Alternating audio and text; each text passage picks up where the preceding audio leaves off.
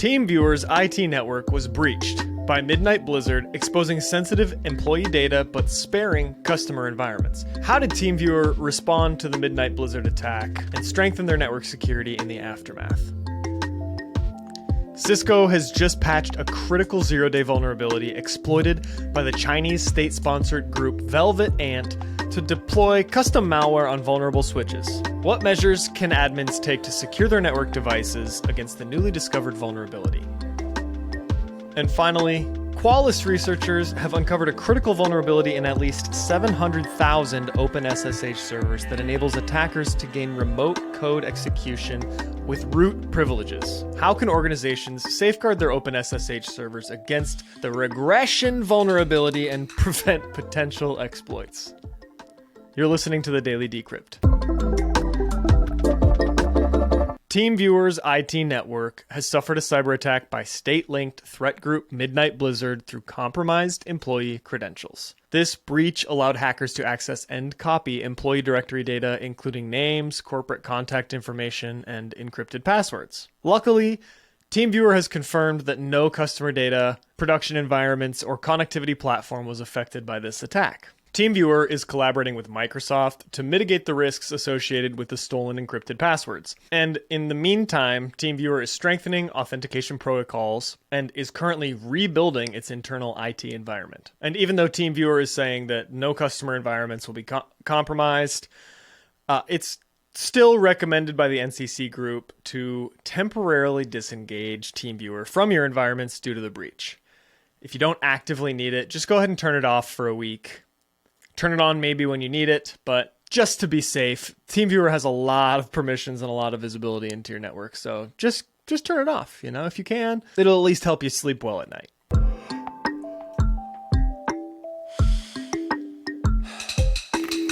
Cisco has patched an NX-OS zero-day vulnerability known as CVE 2024-20399.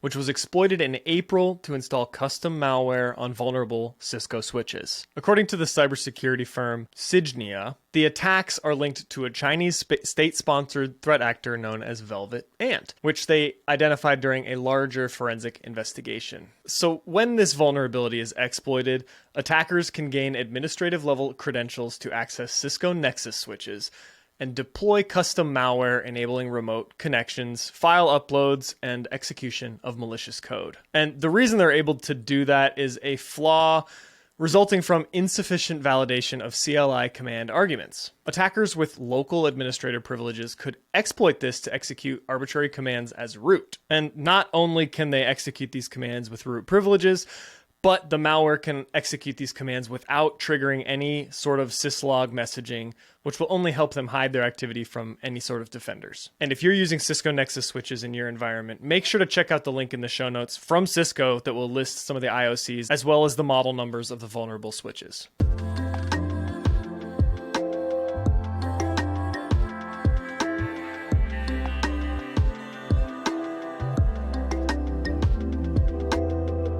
And finally, there are at least 700,000 OpenSSH servers that face a critical remote code execution vulnerability, which has been identified by Qualys researchers. The vulnerability is known as CVE 2024-6387 and has been dubbed regreSSHion with two S's in front of the H. This flaw would allow unauthenticated remote code execution with root privileges on glibc-based Linux systems. So if exploited, this could lead to full system compromise, right?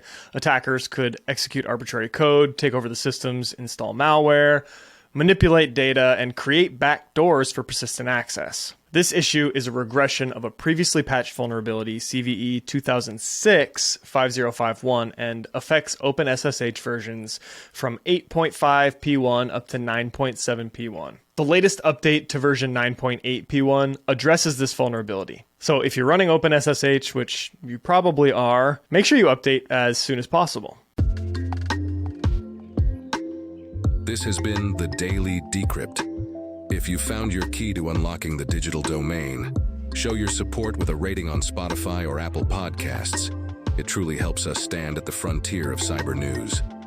Don't forget to connect on Instagram or catch our episodes on YouTube.